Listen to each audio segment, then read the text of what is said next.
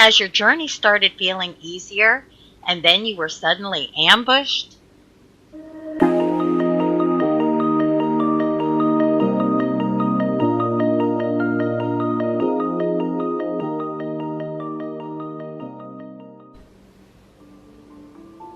In the Darkness Part 1, I spoke about how our loss experience can come suddenly or with a warning.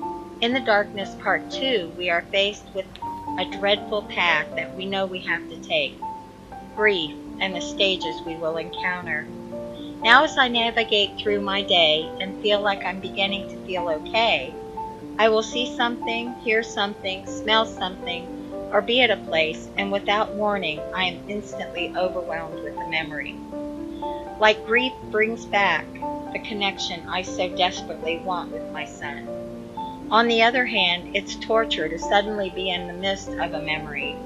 But on the other hand, it feels good to remember. It's so confusing. A favorite song, a place my son and I used to go, or eating a meal and remembering how much he loved it there.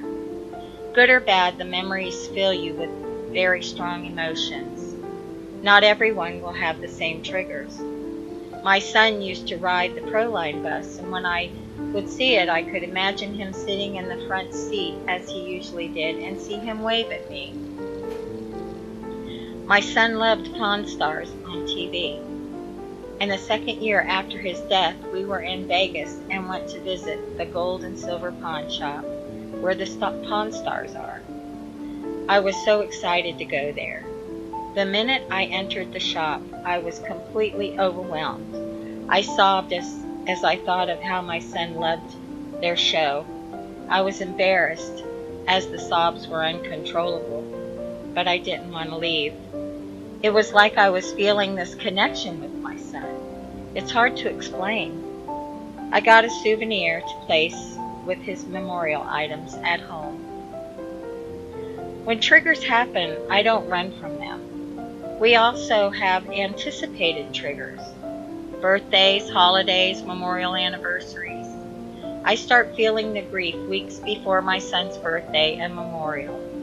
And then the day arrives, and as prepared as I try to be, a trigger will overcome me once again. Memories just pop in my head out of nowhere. They give me a sense of sadness and yearning. Sometimes in a crowd of people, I will see someone who looks and walks just like my son, and again without warning, I grieve. These memories interrupt your brain's regular programming because of the emotions attached to them. They trigger aftershocks of pain. Allowing myself to be suddenly plunged in the darkness with the triggers has helped me begin to embrace the memory and see a little more of the light each time. It's like the bad feeling is a good memory, if that makes sense. My son and babies live in my memories, and when I experience triggers, it makes me feel close to them. As I experience triggers, it allows them to help me take those steps to the light. My son suddenly died in April 3 years ago, and in the scrapbook of my mind, I will never experience spring in the same way as I did before. So what are grief triggers? Triggers are an unexpected wave of grief that can knock you down. They are little reminders that instantly trigger memories. They can strike without warning. Triggers can cause anxiety and make us sometimes avoid people, places, or things. Triggers are normal and common. They come from our memory. This is a grief response, so it can also bring on a headache. You feel overwhelmed and unable to sleep. The intensity, extent, and frequency of these events vary among us. They are a manageable and ongoing part of the healing process. It's been said, what you resist persists, so let it happen. For those who aren't grieving, we would like to let you know when someone loses someone they love, every part of their life is forever changed. Loss changes our perspective. Holidays and anniversaries are bittersweet. I allow myself to be sad or however I feel. It's not wrong to miss the ones we love. The only way to heal is to go through the pain. Some will ask, why do you go back into the darkness?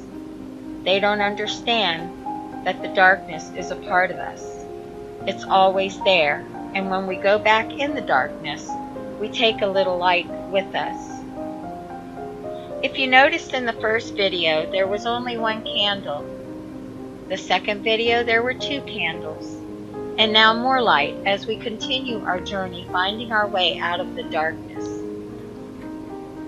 This is Bridging Loss, where we build a bridge by linking to each other over the abyss of darkness. We connect with each other, we commit to the challenge, and we take one step at a time, changing the darkness into light. I invite you to join Finding Our Way, which is an online support group. We share, we care, we support, we laugh, we cry as we take another step. The link to the Bridging Loss Facebook page is in the description. When you visit, comment group if you want to be added to the support group.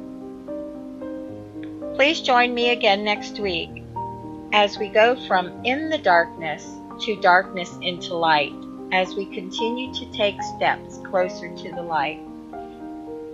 Please share in the comments where you are from, and if you can, let me know what kind of losses you have had so we can talk about them. I would like to pray for anyone with a prayer request. Loss is a difficult journey. Please give me a thumbs up and please subscribe. Also ring that bell for notifications so that you won't miss my next video.